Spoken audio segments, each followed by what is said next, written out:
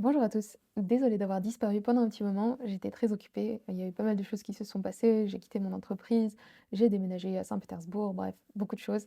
Donc ça y est, je prends le temps de me poser. À vrai dire, j'ai déjà filmé cette vidéo, sauf que je me suis rendu compte après en commençant le montage que le son était absolument horrible. Je sais pas ce que mon microphone, ça se dit pas ça.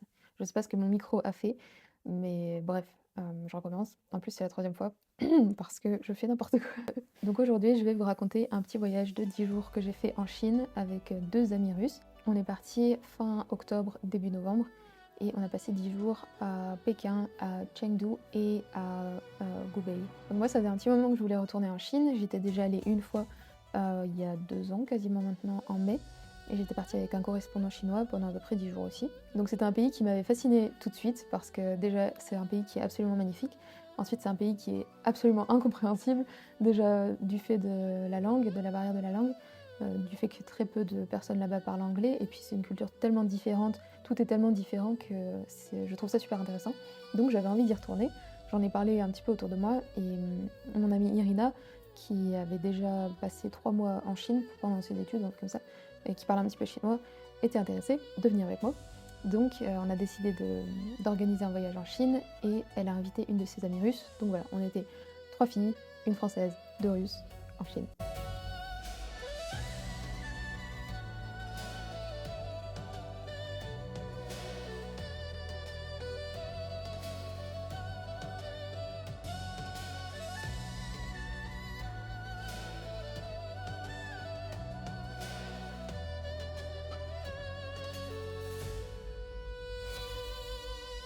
On est arrivé tout d'abord à Pékin, une ville où j'étais déjà allée et qui m'avait pas laissé la meilleure impression parce que c'était en mai déjà, il faisait beaucoup trop chaud pour moi. Enfin, pour moi, quand il fait trop chaud, ça veut dire qu'il fait plus de 23 degrés. Donc disons que je suis une fille du Nord.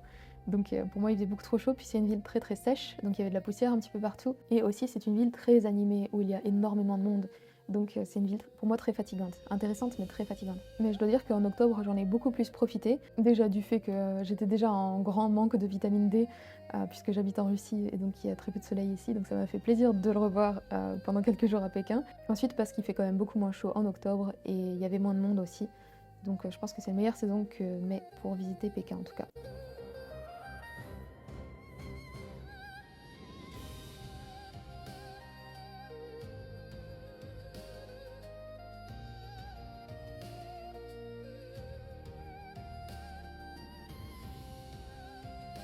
Donc encore une fois, Pékin c'est une ville très très animée, il y a une circulation très dense, très intensive, et c'est difficile même parfois de traverser la route parce que par exemple quand le feu est vert pour les piétons, ça veut pas forcément dire que les véhicules ne vont pas passer.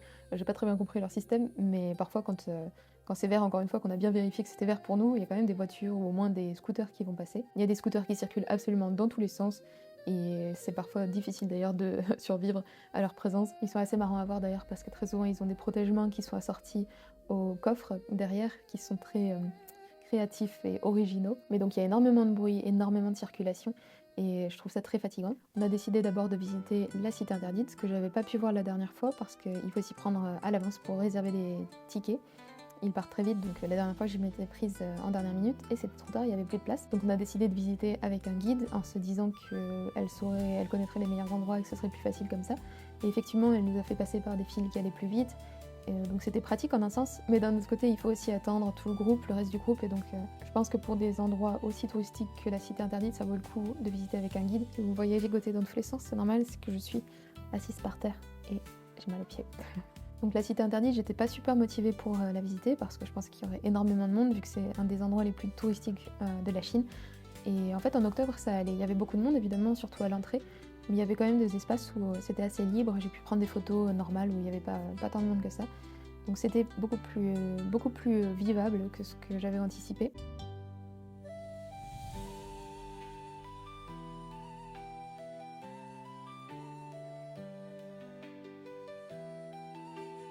Donc c'est un palais magnifique avec une suite de cours intérieures immenses. Sous le soleil, ça donne vraiment une impression de couleur parce que le ciel est bleu pur, sans aucun nuage. Il y a des piliers rouges, des toits de couleur ocre ou orange foncé. Donc beaucoup de contrastes, beaucoup de lumière, beaucoup de mouvement, beaucoup de bruit. La guide nous a expliqué plein de trucs, mais bon après comme c'était une visite assez longue et qu'avec la présence de la foule autour de moi, comme je suis totalement pas sociable, ça m'a beaucoup fatiguée, donc j'ai pas tout retenu. Mais ce qui est très intéressant, c'est de voir que tout est symbolique en Chine. Par exemple, il y a le dragon qui symbolise l'empereur, le phénix qui symbolise l'impératrice, les lions qui sont placés un petit peu partout dans le palais, donc il y en a toujours deux, à chaque fois il y en a un qui est le mâle, avec une patte qui repose sur un globe, qui représente le pouvoir. La deuxième, c'est une femelle avec une patte qui repose sur son petit, qu'elle a d'ailleurs l'air de totalement étouffer de ses griffes. Bref, la cité interdite est magnifique, il y a beaucoup de choses à voir. C'est un petit peu difficile de s'imaginer un empereur qui se promène dans ce palais parce qu'encore une fois, il y a tellement de monde, tellement de bruit autour que c'est difficile de faire abstraction de la foule pour vraiment se plonger dans le décor, mais ça reste un endroit magnifique.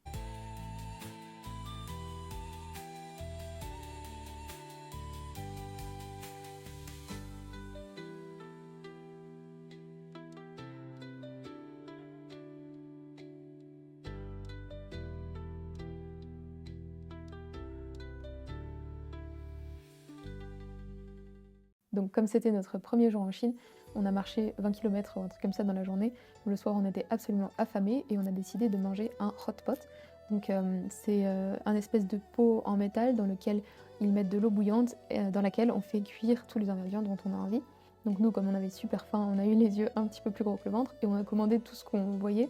Donc des champignons, de la viande, souvent en lanière ou enroulée, une lanière très fine enroulée, qu'on peut faire cuire donc directement dans l'eau bouillante. Des légumes, des champignons, des morceaux de tofu, enfin plein de choses différentes. Donc on savait pas très bien comment s'y prendre, tout le monde nous regardait comme d'habitude parce qu'on était les seuls touristes dans le restaurant, enfin dans le café. Les serveurs nous regardaient du coin de l'œil déjà parce qu'on se comprenait pas très bien et ensuite pour savoir sans doute comment on allait utiliser nos baguettes et voir notre technique magnifique. Et j'avoue que j'ai pas compris comment on manœuvrait pour certains ingrédients.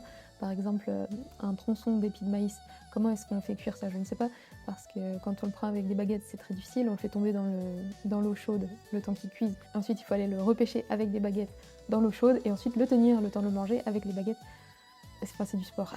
Donc même si mon amie Irina parlait un petit peu chinois, ce qui nous facilitait beaucoup la vie, c'était quand même assez compliqué de communiquer. À Pékin, il y a beaucoup plus de gens qui parlent anglais que dans le reste de la Chine, mais la grande majorité des gens ne parlent pas du tout anglais quand même. Donc parfois c'était difficile et même les traducteurs n'aident pas forcément parce qu'ils ne sont pas du tout adaptés au chinois, donc il y a beaucoup de contresens qui étaient faits. Ils nous sortaient des phrases absolument incompréhensibles en anglais ou en russe. Et puis je sais pas si c'est une question de politesse, mais j'ai l'impression que les Chinois commencent à faire des phrases interminables quand ils nous parlent. Peut-être par politesse, encore une fois, peut-être parce que quand c'est un client ou un étranger, on étire les phrases comme on a tendance à le faire dans d'autres langues d'ailleurs, même en français. Et donc plus on essaye d'être poli et plus on fait des phrases qui sont longues. Et le traducteur, évidemment, n'aime pas ça. En tout cas, on s'est régalé, c'était vraiment très bon. Et de façon générale, les produits alimentaires sont très intéressants à voir en Chine parce que c'est beaucoup de choses qu'on ne voit pas du tout dans l'Ouest ou en Russie, des produits très différents. Donc ça fait partie vraiment de l'intérêt du pays, je trouve. Quand on va dans des cafés, par exemple, c'est assez facile à apprécier. Bon, il y a beaucoup de choses bizarres aussi. La première fois que j'étais venue en Chine, par exemple, j'avais été assez choquée de voir des choses qui sont pour moi totalement immangeables, comme des pattes de canard, des coups de canard où il n'y a vraiment rien à manger pour moi, des yeux de canard, une soupe avec des yeux de canard.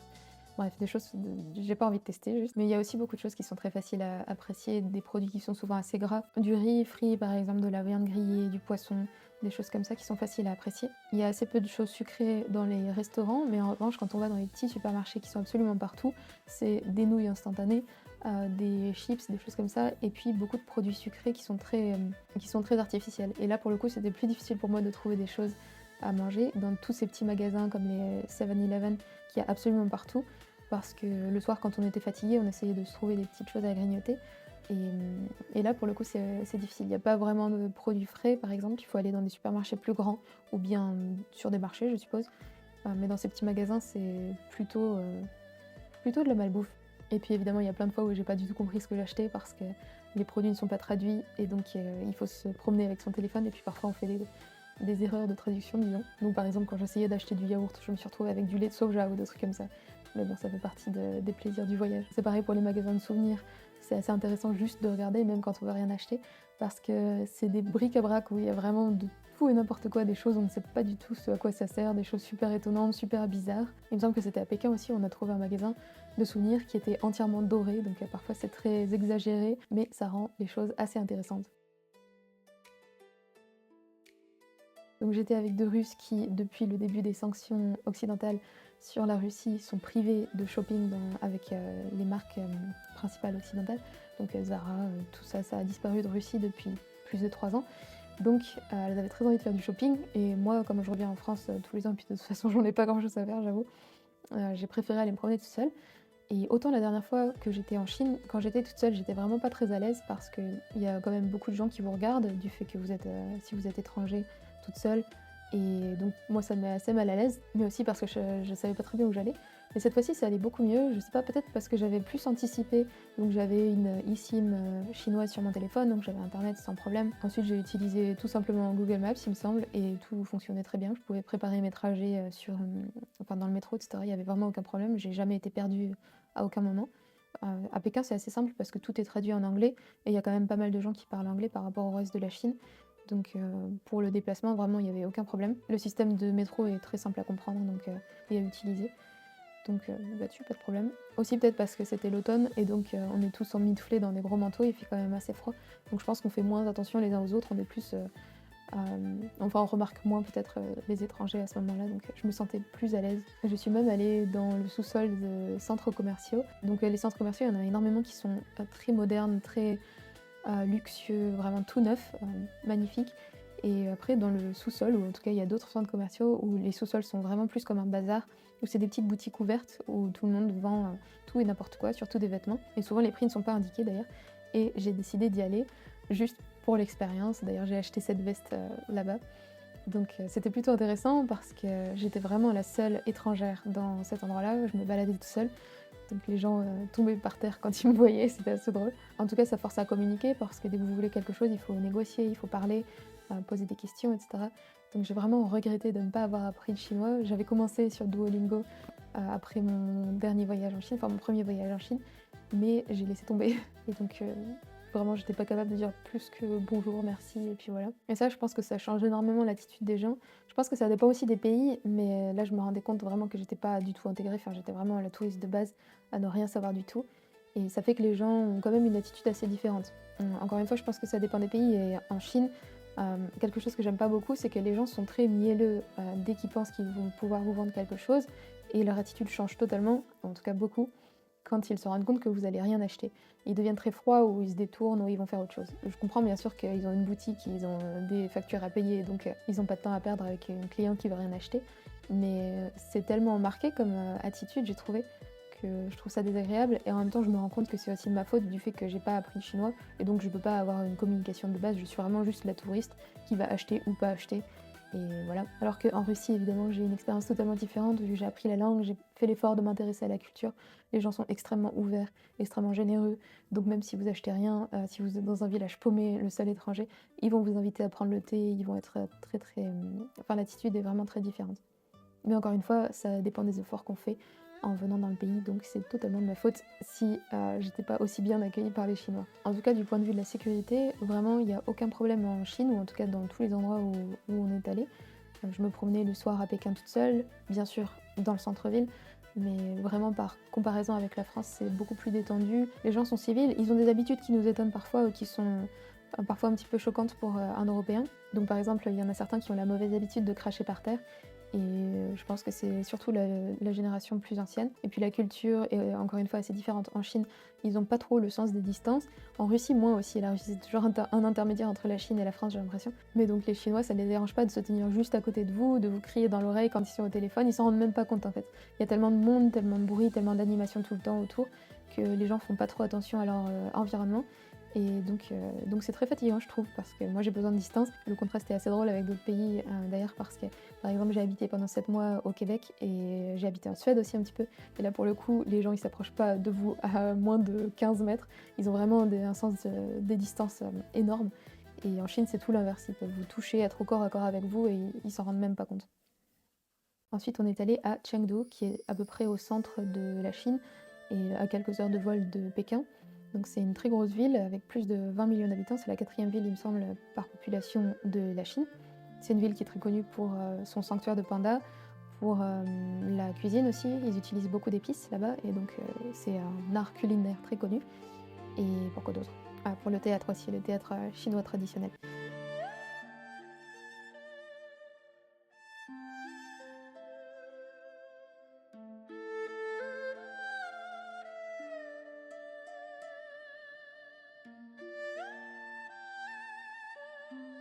Donc voilà, Chengdu, c'était une atmosphère totalement différente parce que déjà le climat est très différent. Il pleut bien plus souvent, c'est un climat bien plus chaud et humide que Pékin. Donc c'est vraiment une forme de beauté très différente. C'est une ville aussi très contrastée entre le centre qui est ultra moderne, des gratte-ciel, des centres commerciaux très très luxueux, et puis un côté très traditionnel avec des temples, des choses comme ça. Donc beaucoup de choses à voir, on ne sait pas où donner de la tête. Donc toute la première journée où on était à Chengdu, il pleuvait. Et franchement, ça donne une atmosphère très mystérieuse, très apaisée. Donc ça ne gâche vraiment rien du tout à la beauté de la ville. Enfin, je dois quand même dire qu'après une journée entière à me promener sous la pluie, je n'en pouvais plus d'être mouillée. Mais c'est très beau. Donc le premier jour à Chengdu, on s'est promené un petit peu partout. Pendant que mes copines faisaient du shopping, je suis allée visiter un temple qui est dans le centre de la ville et qui offre encore une fois ce contraste incroyable entre les vieux murs rouges, l'atmosphère très apaisée du temple comme un sanctuaire au milieu de la ville. Et puis au-dessus de ces murs rouges du temple, on voit les buildings autour, les gratte-ciel. J'ai l'impression que les temples en Chine sont tous toujours très animés. Bon après c'est sûr, il y a du monde partout, c'est la Chine, mais il y a toujours beaucoup de gens qui viennent se recueillir. Ils écrivent aussi des petites prières sur des morceaux de bois rouge et puis ils les suspendent dans des arbres au milieu du temple.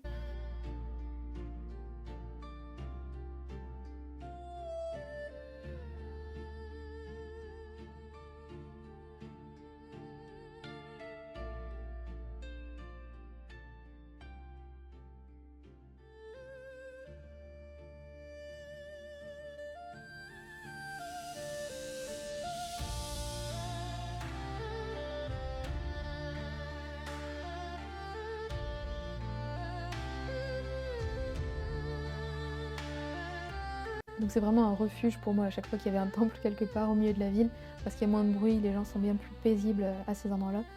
Ça me permet de souffler un petit peu. Le soir à Chengdu, on a décidé d'aller visiter des petites rues commerçantes qui ont été reconstruites de façon à ce qu'elles ressemblent à des rues traditionnelles ou médiévales chinoises. Donc c'est très joli, mais encore une fois, il y a tellement de monde que c'est vraiment difficile d'en profiter. Il faut toujours suivre le mouvement de foule, ça fait qu'on dépense vraiment beaucoup d'énergie juste pour naviguer entre les gens tout le temps. On est aussi allé au théâtre, bien sûr, qui est très connu donc à Chengdu. Le théâtre traditionnel, les costumes sont vraiment magnifiques, ils sont tout flamboyants, plein de couleurs. Donc tout était évidemment en chinois, mais il y avait quand même une petite traduction en anglais au début de chaque numéro pour nous expliquer un petit peu ce qui allait se passer. Après, de toute façon, même sans parler chinois, on profite juste du spectacle, de l'action, de la musique, des costumes. Donc il y avait des danses, de la musique, des instruments traditionnels, un marionnettiste, un théâtre d'ombre chinoise avec les mains, je sais plus comment on appelle ça, une sorte de numéro comique aussi à la fin, entre une dispute entre un homme et une femme, donc même sans comprendre un mot des dialogues, puisque tout était en chinois, on comprenait quand même ce qui se passait, parce que je suppose que les disputes de couple sont au final assez universelles. Il y avait pas mal de choses qui étaient étonnantes. Déjà, le niveau sonore était très très pénible. J'ai regretté de ne pas avoir apporté des boules caisses parce que vraiment j'avais l'impression d'avoir des acouphènes déjà au milieu de la séance. Ça durait qu'1 heure. Il y avait certains instruments de musique par exemple qui étaient très très difficiles à écouter. J'avais vraiment besoin de me boucher les oreilles parce que sinon mes tympans allaient exploser.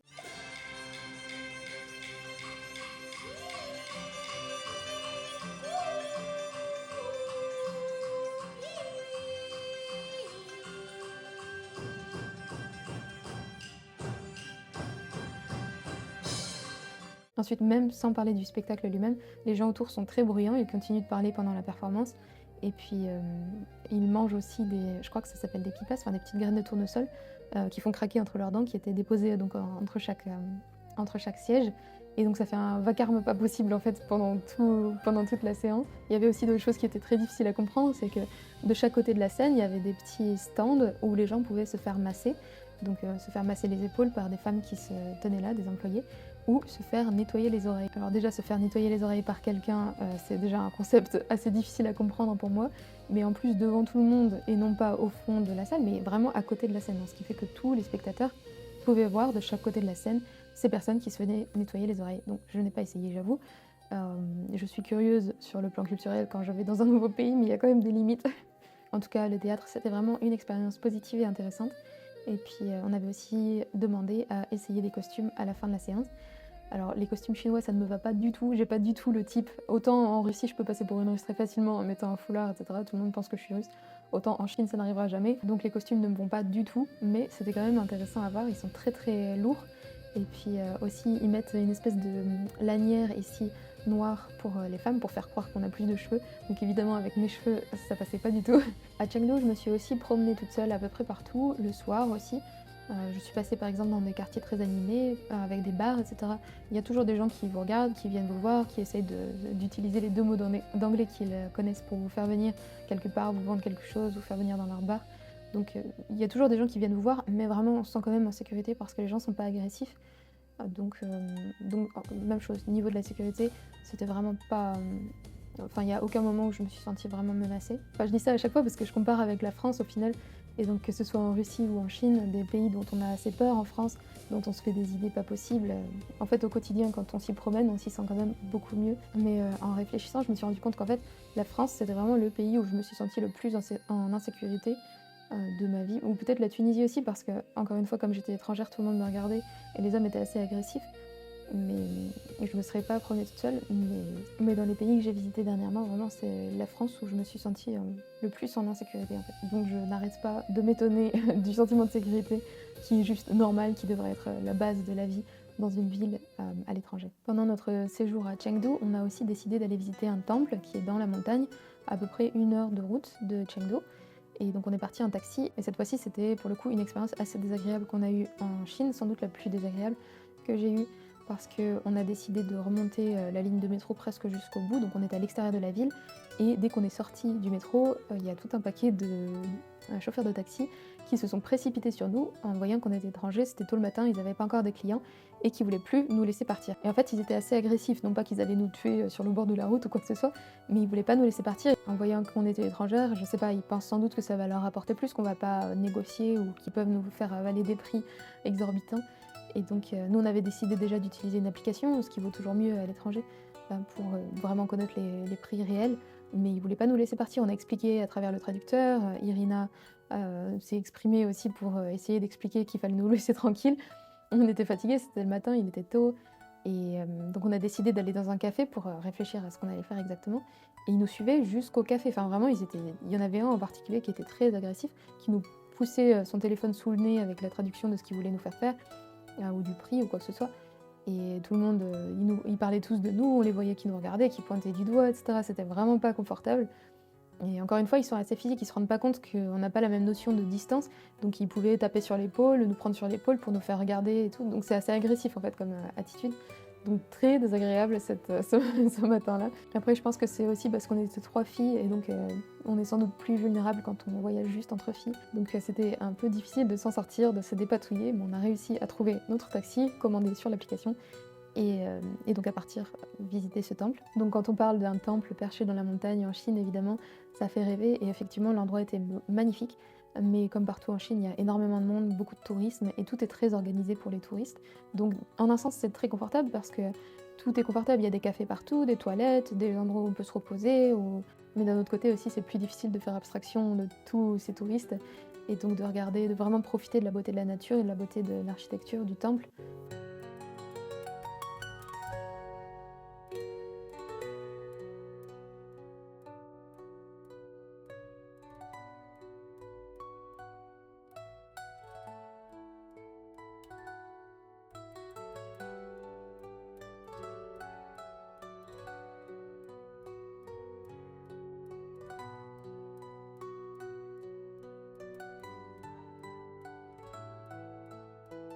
Donc là, c'était un espèce d'enfilement de temple en hauteur qui menait jusqu'au temple le plus grand qui était au sommet de la montagne, donc un temple tout en bois.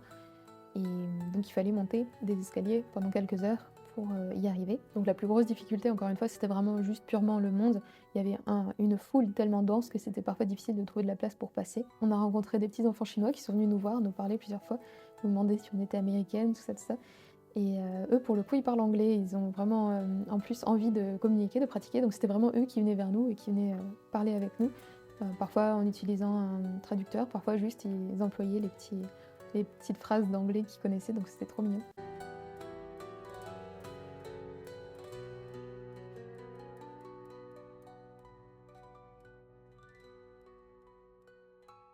Tiens, en parlant de tourisme aussi, Je me suis fait avoir, je crois que c'était à Chengdu où j'ai acheté un briquet, un joli briquet avec du bois, en bois verni et en fait, c'est interdit de prendre les briquets, que ce soit en soute, en bagage en main, dans l'avion, dans tous les cas, c'est interdit.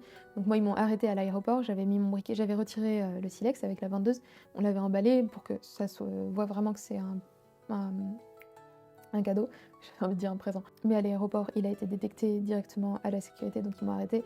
Ils m'ont fait passer par la sécurité et j'ai été obligée d'abandonner mon briquet, même en leur expliquant que c'était un cadeau, qu'il n'y avait pas de silex à l'intérieur. Donc faites attention aux listes d'objets qui sont interdits à l'aéroport parce qu'ils sont très sévères avec ça. Notre dernière étape, c'était un petit village artificiel qui a été construit dans un style médiéval, qui s'appelle Gubei et qui est au pied de la Grande Muraille, donc à peu près 2 heures de transport, un peu plus de 2 heures de transport de Pékin.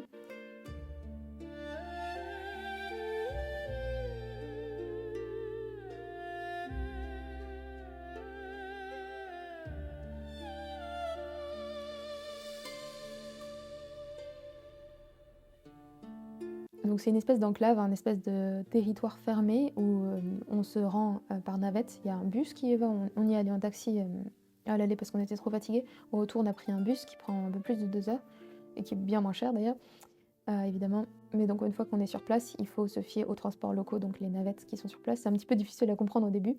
On ne savait pas trop où était notre hôtel. Il y a un espèce de centre touristique où on doit aller chercher les clés pour l'hôtel, etc. Enfin, c'était un peu compliqué. On a mis quelques heures à s'en sortir. C'est un endroit qui est très cher, mais du coup, il y a assez peu de monde et vraiment, ça valait le coup parce que c'est sans doute un des plus beaux endroits que j'ai vus au monde. Donc, c'est un village qui n'est pas d'époque, mais qui est tellement bien construit qu'on a vraiment l'impression d'être en Chine médiévale. Donc, encore une fois, il n'y avait pas grand monde, ça m'a beaucoup surprise, surtout parce que c'est un endroit qui est vraiment magnifique.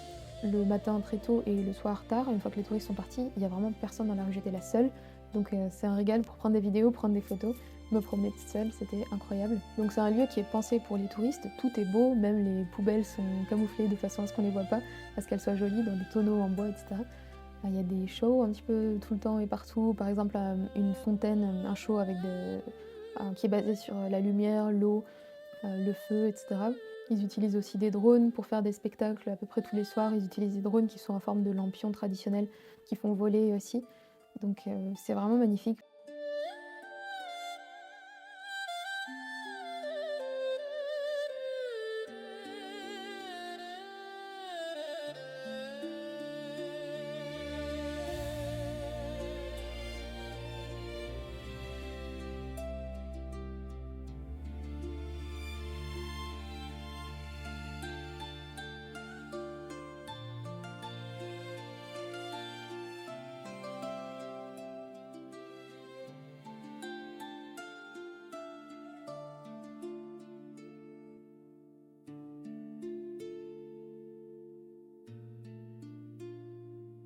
Enfin, il y a vraiment beaucoup de fois où j'avais l'impression d'être soit dans un film, dans un jeu vidéo, dans un dessin animé, mais pas dans le monde réel. Je regardais autour de moi et j'avais l'impression d'avoir plongé dans une photographie. Par exemple, une fois, je me suis promenée le soir, il faisait pas très beau, il y avait eu de la brume un petit peu tout le temps, toute la journée, donc il y avait absolument personne, il faisait froid. Et donc je me suis promenée le temps que la nuit tombe sur le village et la luminosité changeait peu à peu, vraiment de minute en minute.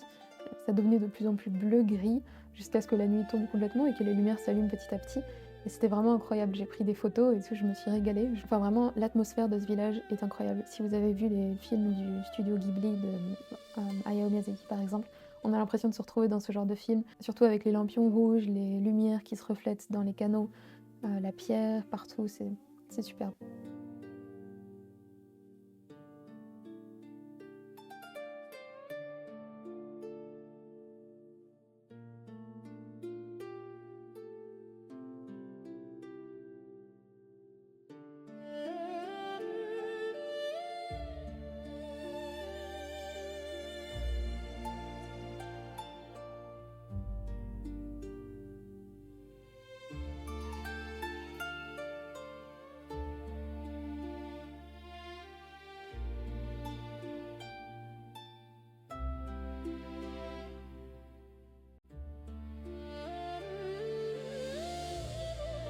Bref, je me suis régalée. Enfin, d'ailleurs, en parlant de manger, c'est un peu plus compliqué pour manger parce que tout est extrêmement cher, il y a assez peu de restaurants et donc il n'y a pas de supermarché aussi, ou alors il y en a un qui vend 3 chips ou un truc comme ça.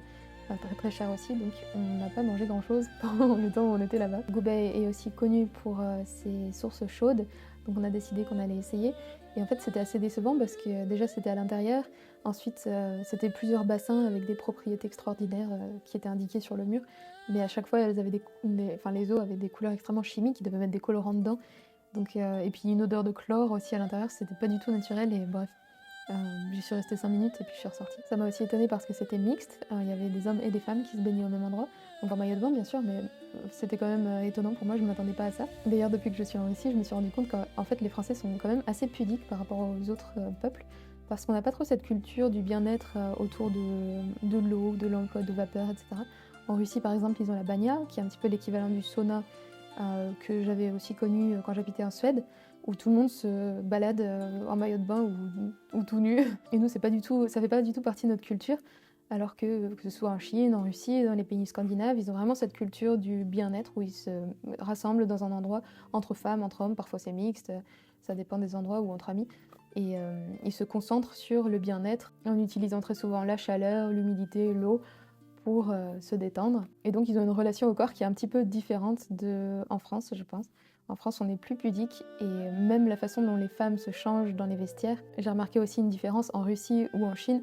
Ça les dérange pas de se promener complètement toute nue, de se masser, de prendre son temps, etc., de se balader, de prendre la douche devant tout le monde.